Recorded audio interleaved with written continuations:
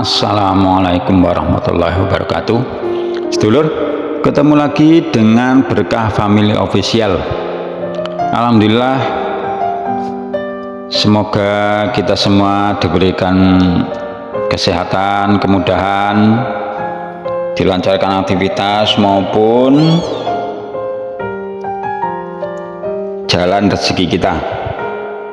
Rezeki lancar, usahanya lancar, aktivitas kita juga semoga bermanfaat buat diri kita. Sedulur, kali ini kita explore atau jalan-jalan ke salah satu sisi dermaga kecil. Kita melihat dari jauh, lalu lalang atau ada perahu kapal feri yang singgah ke dermaga ini. Ya sedulur, kalau melihat aktivitas ini kita sangat menyenangkan. Ada aktivitas mungkin transportasi di kapal itu, ada nelayan cari ikan, kemudian berlabuh dia, setelah itu kemudian dia menjual hasil tangkapannya. Nelayan itu ada yang mancing, ada yang menjaring, menjala itu. Hasilnya saya lihat itu lumayan. Kalau yang mancing itu saya pernah lihat itu mancingnya malam, mancing malam. Itu pagi itu mendarat itu, menepi itu dia banyak menghasilkan ikan kerapu. Ikan kerapu itu yang antara itu bobotnya itu sampai kadang 10, 20, 30 kilo satu ekor, dan 5 kilo besar-besar.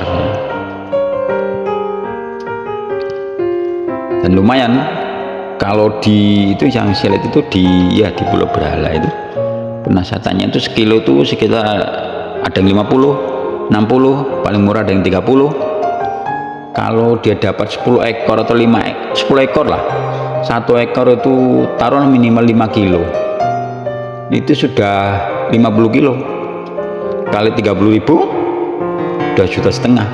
Kadang satu perahu itu berdua satu malam tuh. Kalau 1,5 juta ya hasilnya ini kali-kalikan aja. 1,5 juta bagi 2, potong minyak dan sebagainya, taruhlah bersih 1 juta, itu penghasilan 500 satu malam, 500.000 rupiah satu orang. Satu malam ya mancing ya. Kadang lebih, kadang kurang, artinya hasilnya ya. Kadang lebih dari itu, kadang kurang dari itu, rata-rata segitu ya, lumayan penghasilan segitu.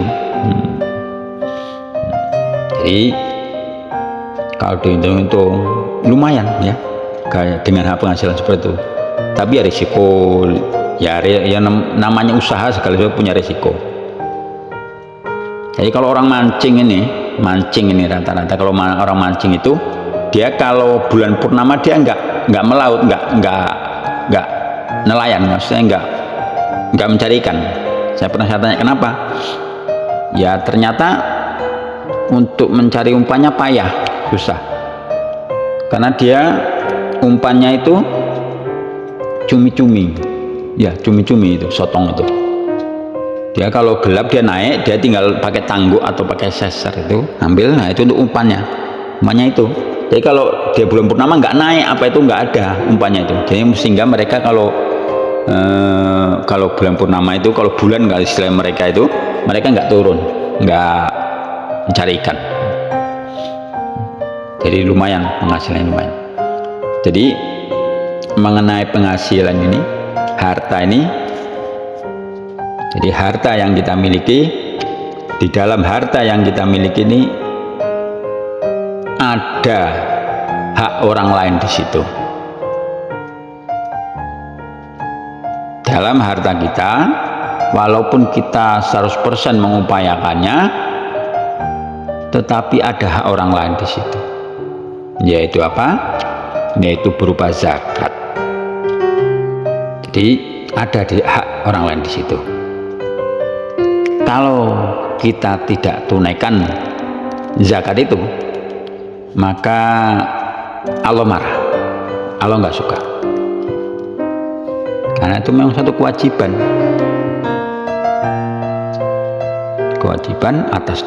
atas harta kita. Jadi harta itu untuk membersihkan, atau zakat itu untuk membersihkan harta kita, supaya harta kita bersih. Pernah Rasulullah SAW menyampaikan, jika kalian telah menunaikan zakat, maka kalian telah menunaikan tanggung jawab kalian. Jadi sudah dizakati, maka sudah tertunaikan tanggung jawab kalian. Dan barang siapa yang mengumpulkan harta yang haram kemudian bersedekah dengan harta itu, maka dia nggak mendapat pahala bersedekah, bahkan akan mendapatkan dosa karena mengumpulkan harta yang haram yang dibebankan atasnya. Permasalahannya ya, yang pertama, yang diwajibkan atas harta itu zakat. Setelah itu baru sedekah. Jadi barang siapa yang telah membayar zakat, berarti dia telah menunaikan hak yang diwajibkan atasnya. Dan apa yang lebih dari itu ya dihitung zakat, dihitung sedekah, infak. Jadi zakat itu wajib. Kalau sudah sampai nisabnya sudah 1 tahun harta itu dan sudah jumlahnya sudah memenuhi syarat untuk zakat, maka kita bayarkan. Kalau enggak, maka harta kita akan kotor, tidak suci, tidak bersih, dan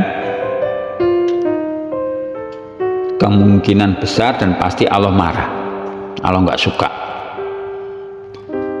Bagaimana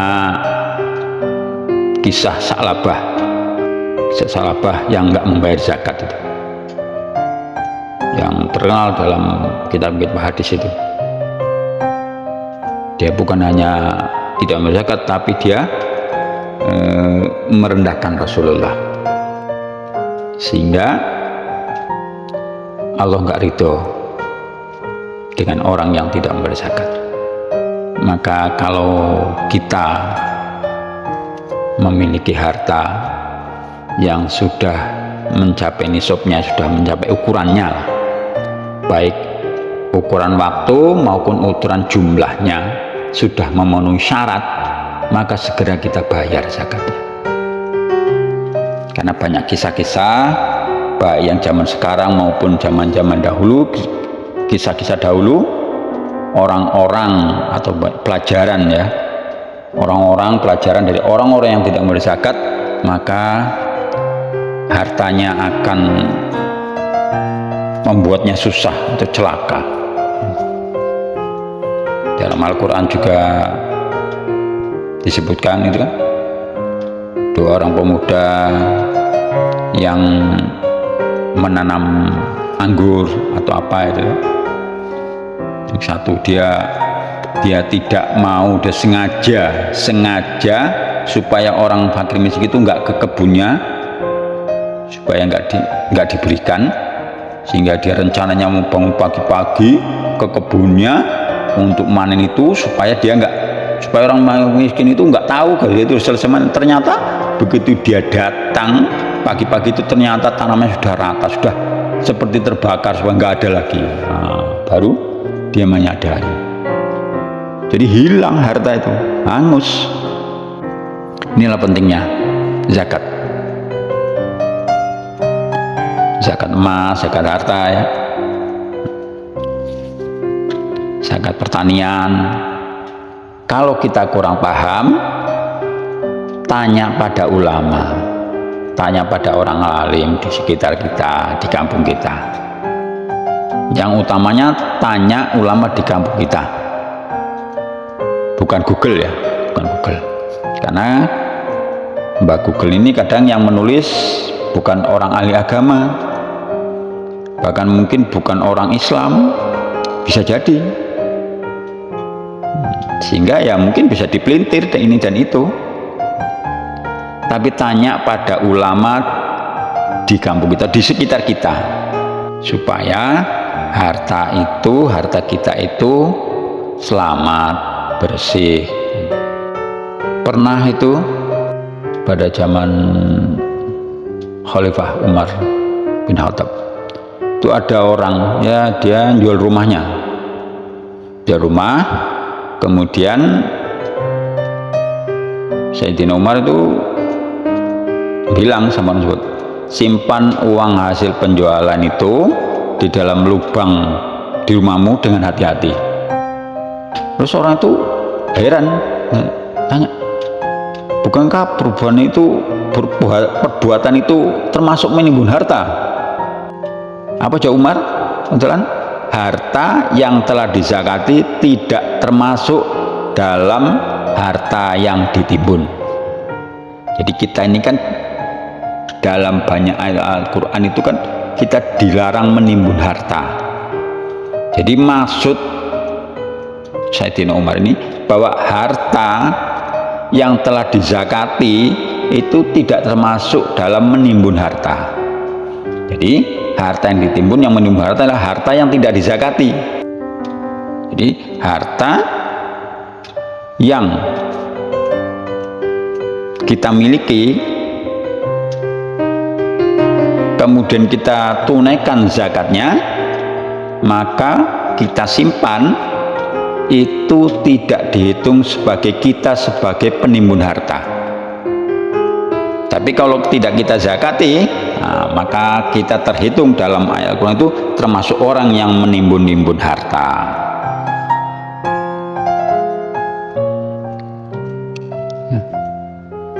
Nah, sedulur, inilah pentingnya kita memperhatikan harta yang kita miliki. Jangan sampai kita terlupa, jangan sampai kita tidak tahu. Yang lebih parah lagi, jangan sampai kita pura-pura tidak tahu. Nah, ini lebih parah lagi. Kita sudah mengira-ngira bahwa harta kita ini sudah masuk nisab, sudah terkena nisab, ternyata kita pura-pura nggak tahu, nggak mau tahu. Wah, ini bahaya. Jadi yang pertama, yang utama itu tanya pada orang alim perkara zakat, nisabnya, waktunya, jumlah maupun waktunya, kita tanya. Setelah itu baru kita hitung harta kita sudah mencapai belum. Kalau sudah mencapai maka tunaikan, kalau belum ya belum ditunaikan, tapi ya kita istighfar, ya kita simpan. Kemudian kita supaya bagaimana, supaya kita bisa mengeluarkan zakat, karena zakat ini memang pembersih harta kita. Jangan sampai harta kita ini kotor.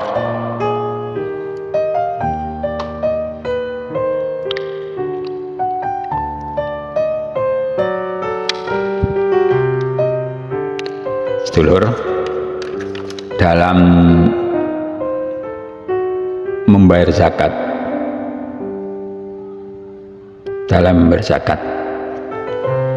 kita mesti memperhatikan, kita harus tahu, dan kita harus ikhlas. Jangan dengan kita membayar zakat kita mengharapkan balasan dari Allah yang lebih besar lagi, karena kan memang Allah SWT itu akan mengganti amal atau memberi pahala berlipat-lipat. Jadi kita membayar zakat, jangan mengharap Allah akan mengganti harta kita lebih banyak lagi, maka kita dihitung nggak ikhlas, kita akan membuat balasan. Tapi bagaimana kita membayar zakat kita mengharapkan balasannya di akhirat, jangan di dunia. Kita mengharapkan balasan, imbalannya, pahalanya di akhirat aja. Kalau di dunia itu bonus, terserah Allah mau ngasih mondak. Karena perlu kita tahu, lihat bahwa dunia itu sementara, akhirat selama-lamanya. Seperti dalam lagu itu kan, dunia sementara, akhirat selamanya. Jadi kita harapkan saja, kita ikhlas, Allah membalas di akhirat. Kalau ternyata Allah membalas di dunia dengan berlipat ganda, ya monggo, artinya ya memang itu hak Allah. Tapi dalam hati kita ikhlaskan, kita nggak mengharapkan imbalan di dunia, tapi kita mengharap imbalan hanya di akhirat. Imbalannya sangat luar biasa, sangat besar. Kalau kita hanya mengharapkan imbalan di akhirat, jangan mengharap imbalan di dunia. Inilah ikhlas. Dengan ikhlas, hati yang ikhlas, maka Allah SWT akan senang. Dalam banyak kitab hadis bahwa orang-orang soleh dahulu, orang-orang soleh dahulu itu justru mereka mengumpulkan harta agar supaya memenuhi zakat atau nisab zakat, bukan untuk mengumpulkan, memang supaya memenuhi zakat, supaya dia berzakat gitu, supaya ada kewajibannya, supaya dia bisa mengamalkan perintah zakat. Kalau orang miskin nggak bisa mengamalkan perintah zakat, tapi dia mengumpulkan harta supaya dia bisa zakat, bukan supaya dia kaya, bukan, tapi supaya dia bisa zakat. Itulah orang soleh dahulu. Begitu ya para sedulur, bincang kita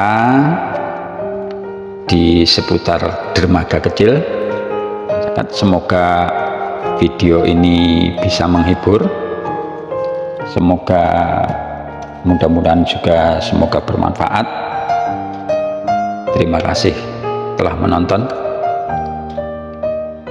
sampai ketemu di video berikutnya. Kita sudahi. Assalamualaikum warahmatullahi wabarakatuh.